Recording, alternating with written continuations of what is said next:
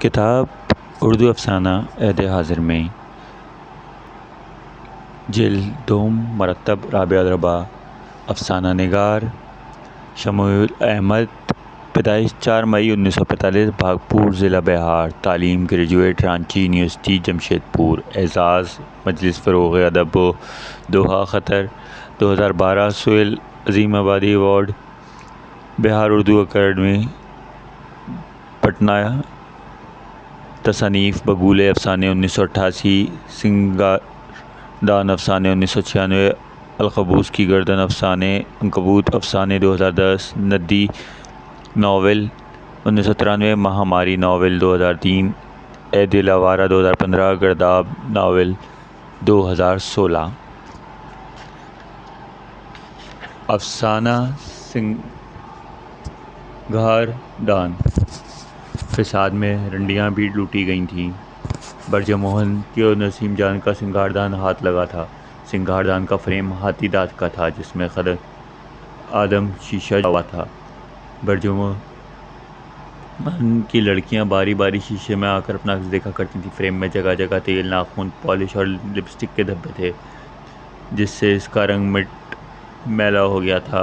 और बरजमोहन हैरान था कि दिनों इसकी बेटियों के लक्षण पहले नहीं थे।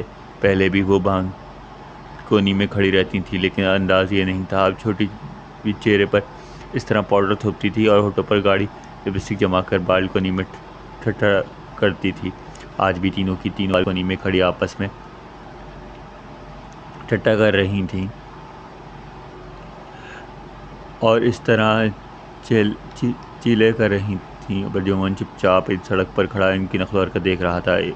यकायक एक बड़ी ने भरपूर अंगड़ाई ली। इसके जोबन के उभार नुमाया हो गए। मंझली ने झाँक कर नीचे देखा और हाथ पीछे करके पीठ खुजाई। पान की दुकान के करीब खड़े एक नौजवान ने मुस्कुराकर बालकोनी की तरफ देखा तो छोटी मंझली को कहने से ठोका और तीनों के तीनों हंस पड़ी। और बरजमोहन का दिल एक अनजाने खौफ से दिल धड़कने लगा और वही हुआ जिस बात का डर था। आखिर वही हुआ। यह खौफ बरजमोहन के दिल में इसी दिन घर कर गया था जिस दिन इसने नसीम जान का सिंगारदान लूटा था। जब बलवाई रंडी पाड़े से गुस्से थे तो कहराम मच गया था। बरजमोहन से उसके साथी दंदनाते हुए नसीम जान के कोठे पर चढ़ गए थे। नसीम जान खूब चीखी चिल्लाई थी। बरजमोहन जब सिंगारदान लेकर उतरने लगा था तो इसके पाँव से लिपट कर गिड़गिड़ाने लगी थी। भैया, ये मोरोसी सिंगारदान है, इसको छोड़ दो भैया। लेकिन बरजमोहन ने अपने पाँव को ज़ोर से झटका दिया था। चल हट रंडी। और वो 4 खाने चित गिरी थी। इसकी सारी कमर तक टूट गई थी लेकिन फिर इसने फ़ौरन ही ख़ुद को संभाला था और एक बार फिर बरजमोहन से लिपट गई थी। भैया, ये मेरी नानी की निशानी है भैया।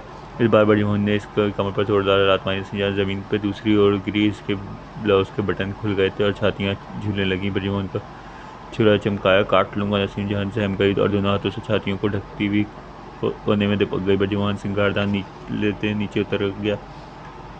बरजमोहन जब सीढ़ियाँ उतर रहा था तो ये सोचकर इसकी लज्जत मिली। सिंगारदान लूटकर इसने नसीम जान को गोया इसके ख़ानदानी एहसास से महरूम कर दिया। यकीनन मोरोसी सिंगारदान जिसमें इसकी नानी का अपना अक्स देखती होगी। फिर इसकी नानी, इसकी माँ भी सिंगारदान के सामने बनकर ग्राहकों से आंखें लड़ाती होगी। बरजमोहन ये सोचकर खुश होने लगा। भले ही नसीम जान अब अच्छा सिंगारदान खरीदने के लिए मोरोसी चीज़ को अब इससे मिलने से रही। तब एक पल के लिए इसको लगा कि आगजनी और लूटमार में मुलविस दूसरे बलवाई भी यकीनन एहसास की लज्जत से गुजर रहे होंगे। एक फ़र्क़े को इसकी विरासत से महरूम कर देने की साजिश को पेश रहे। बरजमोहन जब घर पहुंचा तो इसकी बीवी को सिंगारदान भागा गया। शीशा उसको धुंधला मालूम हुआ तो वो भीगे हुए कपड़े से पोंछने लगी। शीशे में जगह जगह तेल और गर्दालू धब्बे साफ़ हुए तो शीशा झिलमिला उठा। बरजमोहन की बीवी भी खुश हो गई। इसे घूम घूम कर अपने आईने में देखा। फिर लड़कियाँ बारी बारी अपना अक्स देखने लगीं। बरजमोहन ने भी सिंगारदान में झाँका तो ख़दम जब शीशे में इसको अपना अक्स मुकम्मल और दिलफरेब महसूस हुआ और इसको लगा सिंगारदान में वाकई एक ख़ास बात है। इसके अजीब में आया। कुछ देर अपने आपको आईने में देखे क्या कि नसीम जान रोती बिलखती नजर आई। भैया, सिंगारदान छोड़ दो, मेरी नानी की निशानी है भैया।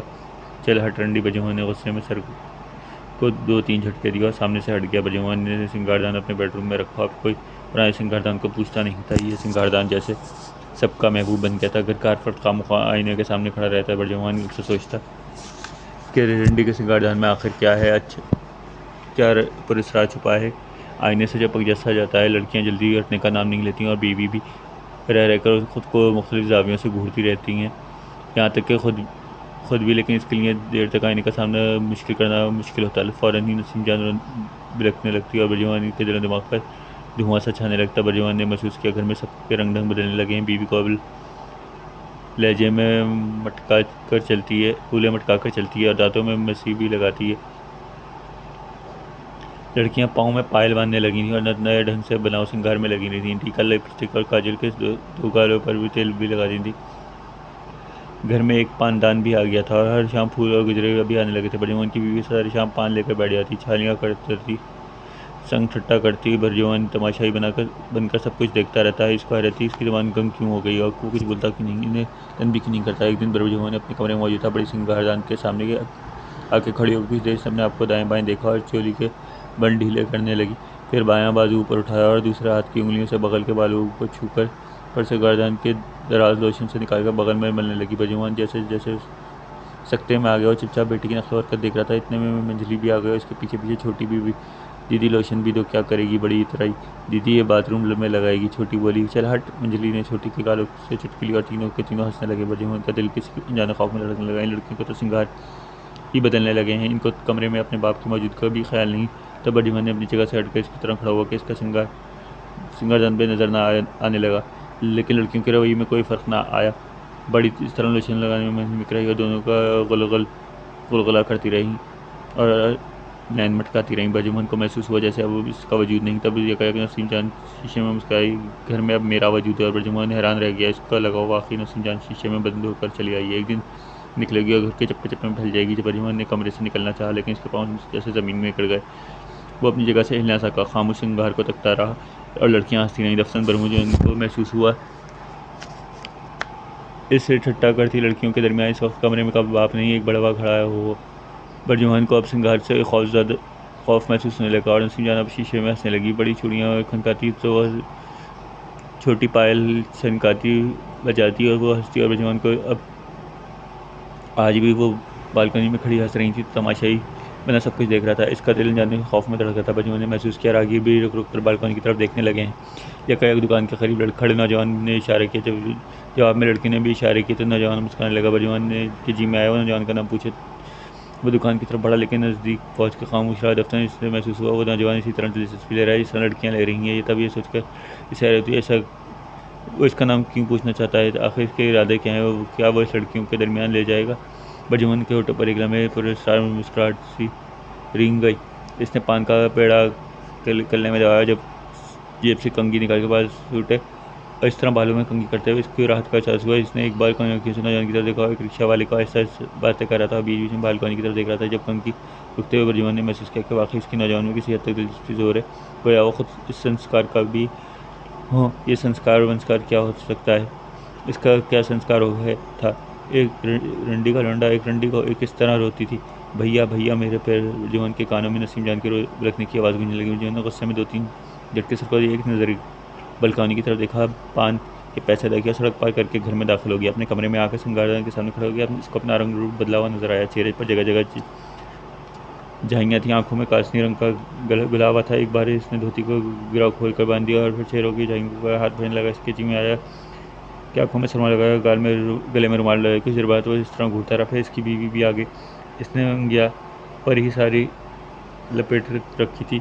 श्रृंगारदान के सामने खड़ी हुई तो आंचल ढलक गया। वो बड़ी अदा से मुस्कुराई, आग के इशारे से ब्रह्मजन को अंगिया को बंद करने के लिए कहा। ब्रह्मजन ने एक बार शीशे की तरफ देखा, अंगिया फंसी हुई छातियों का अक्स इसको लुभाने लगा। बंद लगाते हुए नागाहां इसके हाथ छातियों की तरफ रिंगे।